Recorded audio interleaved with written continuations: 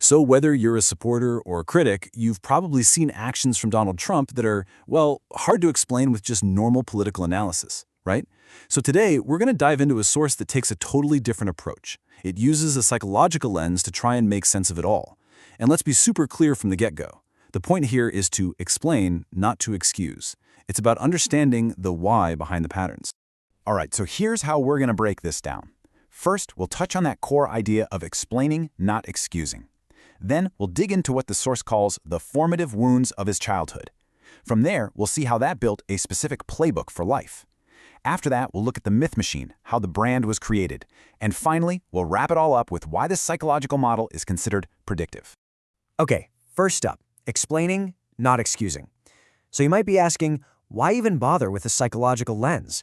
Well, the argument in the source material is pretty simple. For years, people have tried using political or moral arguments to analyze him, and it just hasn't really worked to predict his next move. The idea is that maybe we need a different toolkit to really get what's driving the behavior. And this is the absolute core of the whole argument. I'm going to say it again. Explaining is not excusing. This isn't about saying, oh, it's okay because of X, Y, or Z. No. The idea is that if you can understand where a behavior comes from, its psychological roots, you can start to see the path it's on. And if you can see the path, well, you have a much better shot at figuring out where it's headed next. So let's just take a look at this number for a second.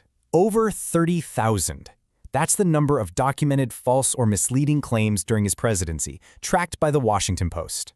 And the source we're looking at uses this to make a really critical point. This isn't just someone making a few mistakes here and there. This is a consistent, predictable pattern. And when you see a pattern this big, the argument goes, you have to look for a deeper psychological reason for it. All right, so that brings us to the foundation of this whole psychological argument, what the source calls the formative wounds. The idea here is pretty classic, really. To understand the man, you first have to understand the child. We're going back to the very beginning.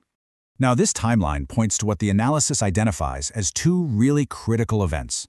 First, imagine being just 2.5 years old and your mother suddenly vanishes, hospitalized for nearly a year.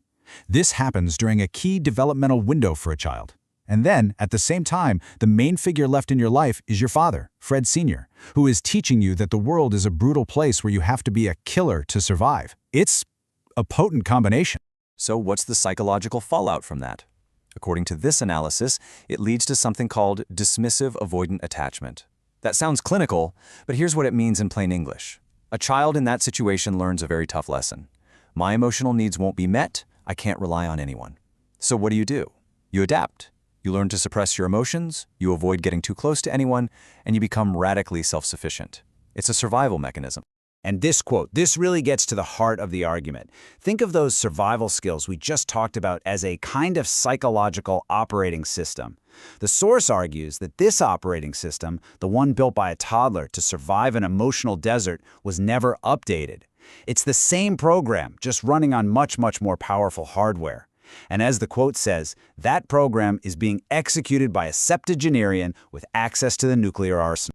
So you've got this foundational wound, the survival program. But it doesn't just stay as a defensive mechanism. The next part of this analysis shows how it got sharpened into a weapon, a playbook for not just surviving, but dominating. The source points to three major influences that essentially wrote this playbook. First, you have his father, Fred Trump Sr., who taught him lesson one. The world is split into killers and losers. Simple as that. Then, New York Military Academy gave him a practical guide for how to lead through force and ridicule. And finally, his infamous lawyer, Roy Cohn, provided the legal, or extra-legal strategy, attack, attack, attack. And let's look at Roy Cohn's rules, because this is fascinating. Rule 1. Deny everything, attack your accuser, never, ever admit you're wrong. Rule 2. Drag it out. Make it so painful and expensive for the other side that they just give up. And Rule 3. No matter what actually happens, you claim you won. You control the story. Sound familiar? The argument is that this isn't just a legal strategy, it became a life strategy. Okay, so you've got the psychological foundation and the playbook. What do you do with it? You build a myth. This next section is all about the myth machine, how that personal playbook was used to create a public brand, a larger-than-life persona that was absolutely essential for his move into politics. And here is a perfect example of that myth-making in action. The myth, the story we all heard for years, was the small loan of $1 million. It's a great story of a self-made man. But the reality, uncovered by years of reporting, is, well, a bit different. We're talking at least $413 million from his father's empire, a lot of which, reports suggest, involves some creative tax strategies. That's a huge gap between the story and the fact.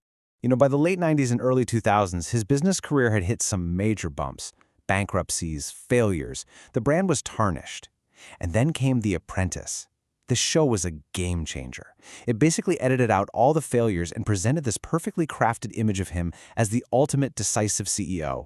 It turned a character into a reality for millions of people. And it wasn't just TV producers. This is Tony Schwartz. He's the guy who actually wrote The Art of the Deal. And his take on it now is pretty brutal. He says, "I put lipstick on a pig." He's on record saying he helped create a fictional character and that he feels a deep sense of remorse for essentially creating a public perception that he believes is dangerously false.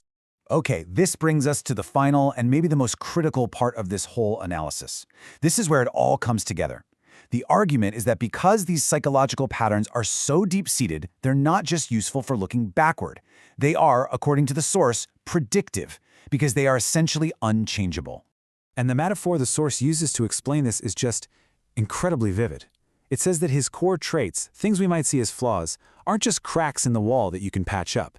They are the load-bearing walls of his entire personality. You know what happens if you take out a load-bearing wall, right? The whole structure comes crashing down. The argument is that for him, changing these core traits would risk a complete psychological collapse. So, what are the consequences of having a personality built like that? Well, this analysis points to 3 big ones. First, an inability to genuinely admit you're wrong. And if you can't admit you're wrong, how can you learn from your mistakes? Which leads to the second point, an incapacity for personal growth. The person you are is the person you will be. And third, a structural lack of empathy, making it basically impossible to truly see the world from someone else's point of view. And all of this leads to this quote, which the source presents as the perfect, most concise summary of this entire psychology. "I alone can fix it." Think about that. It's not just a political line. It's a deep statement about how you see the world. It implies that no one else is capable, that collaboration is pointless, and that the entire world of problems and solutions revolves around one person. It's the ultimate expression of that radical self-reliance we talked about earlier. And finally, the source leaves us with this. A question reportedly asked by his own mother, Marianne Trump. It brings everything full circle. Right back to that little boy who lost his mother for a year. What kind of son have I created? It's a really haunting question. And according to this analysis, it's one that encapsulates the entire journey, from a child's private wound to a man's public impact on the world.